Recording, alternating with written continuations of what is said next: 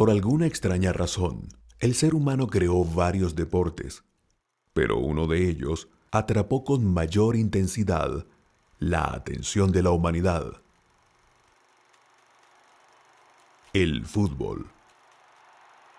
En este estadio, el Centenario, en 1930, Uruguay se convirtió en el primer campeón del mundo. A partir de ese momento, el fútbol fue expandiéndose por todos los continentes, traspasando todo tipo de fronteras, conquistando con pasión y magia el corazón de la humanidad.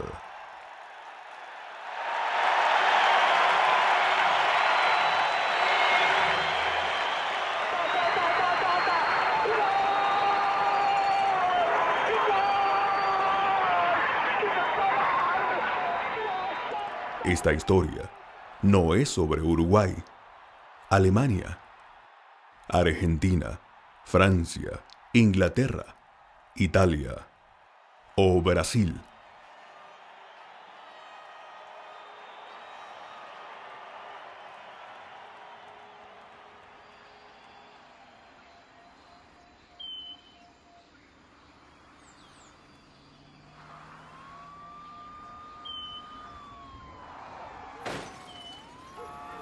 Esta historia es sobre un país que no ha participado nunca en un mundial.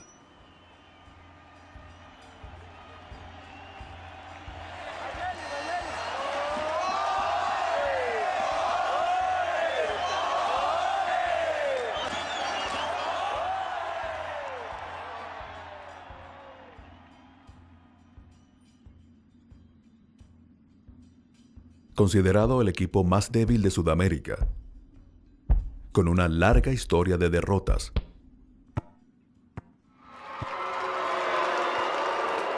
Siempre último en las eliminatorias.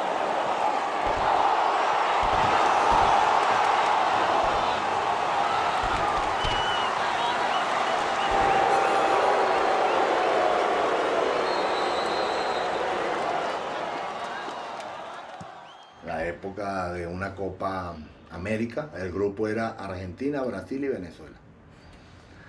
Y en ese grupo, bueno, fuimos a jugar allá en Rosario, me acuerdo yo, en época de junio, julio, época fría. Y los argentinos nos hicieron una cantidad de actos protocolares que nos habían informado y nosotros habíamos salido ya para jugar el partido, manga larga, pero en pantalones cortos, todo. Y los otros argentinos salieron con monos, nosotros no teníamos un mono aplicado como para el frío. Y entonces nos tuvieron como 10 minutos en actos ahí, habló un gobernador, habló el saque de honor de alguien, en la otra cosa. Cuando empezó el partido estábamos paralizados.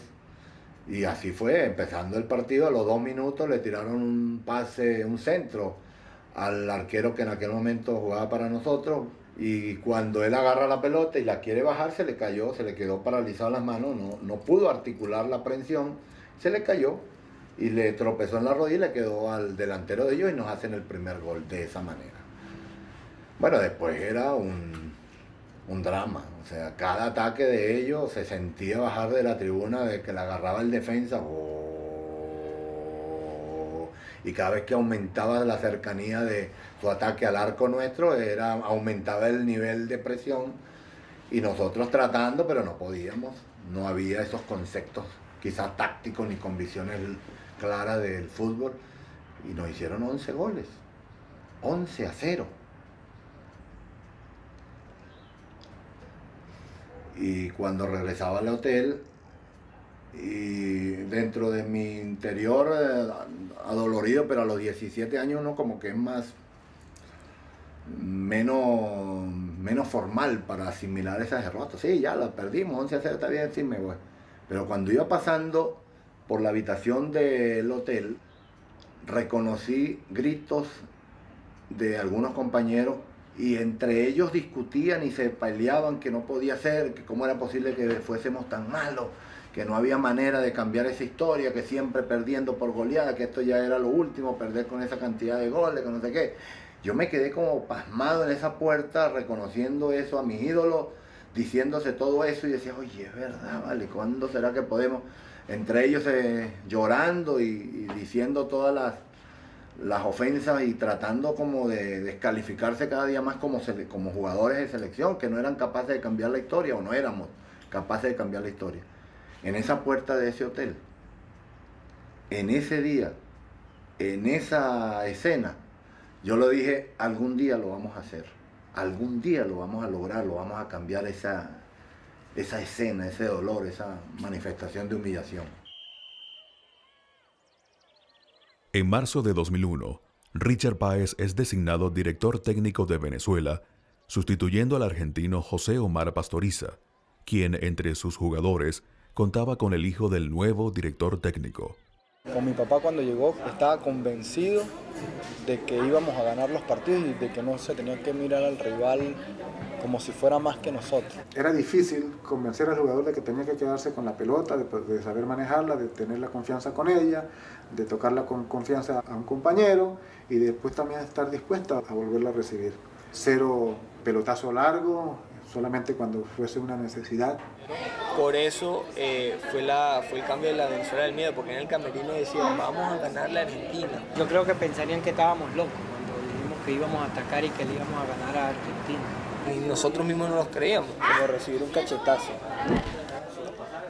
A pesar de que se habrá perdido con el mismo resultado de muchas veces, se mostró una Venezuela que no fue la que se paró atrás de la mitad de la cancha. Venezuela salió a jugar, salió a atacar. La conclusión de todo el cuerpo técnico era que habíamos logrado lo que se quería y que íbamos a tener los resultados.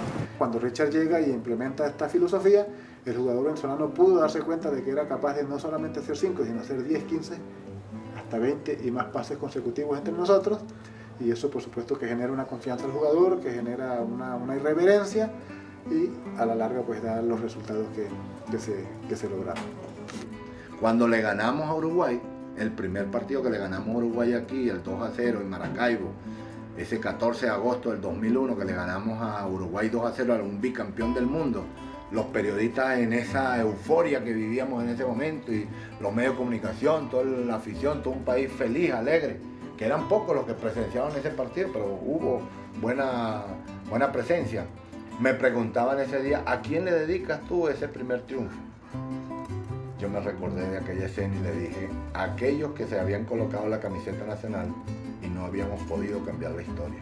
Para ellos va este triunfo, porque por fin comenzamos a cambiar la historia de humillaciones y de derrotas que no habíamos creído que podíamos hacer.